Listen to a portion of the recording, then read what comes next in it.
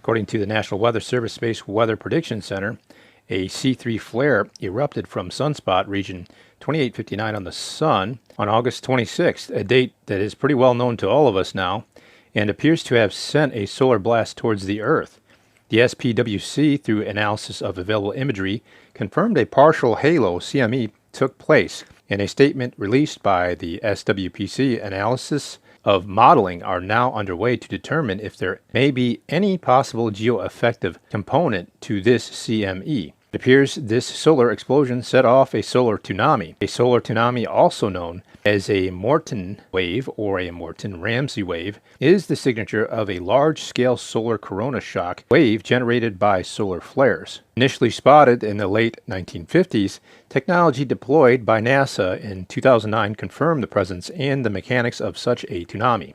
Unlike a wave of water in the sense of a traditional tsunami, a solar tsunami is a wave of hot plasma and magnetism. NASA's Solar Terrestrial Relations Observatory confirmed the presence of solar tsunami in 2009. The technical name is Fast Mode Magnetohydrodynamical Wave, or MHD wave for short.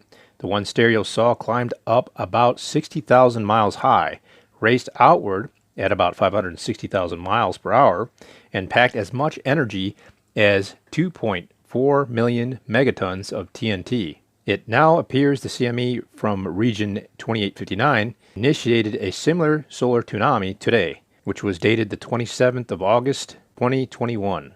Exactly 106 years to this date, a perfect solar storm had brewed in 1859 on August 28th of that year. Many telegraph lines across North America were rendered inoperable on the night of August 28th, as the first of two successive solar storms struck.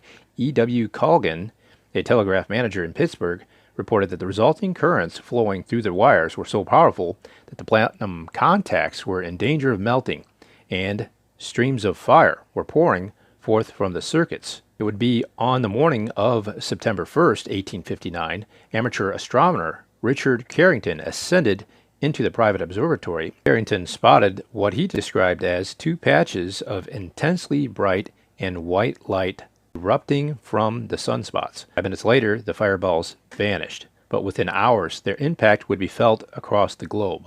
On the morning of September 2nd, the magnetic mayhem resulted from the second storm created even more chaos for the telegraph operators. When American Telegraph Company employees arrived at their Boston office at 8 a.m., they discovered it was impossible to transmit or receive dispatches.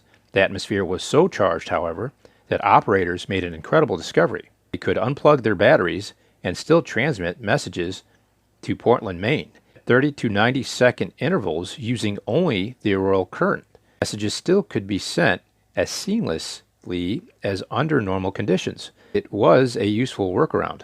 If the Carrington event happened in modern times, damages in the U.S. could exceed $2.6 trillion.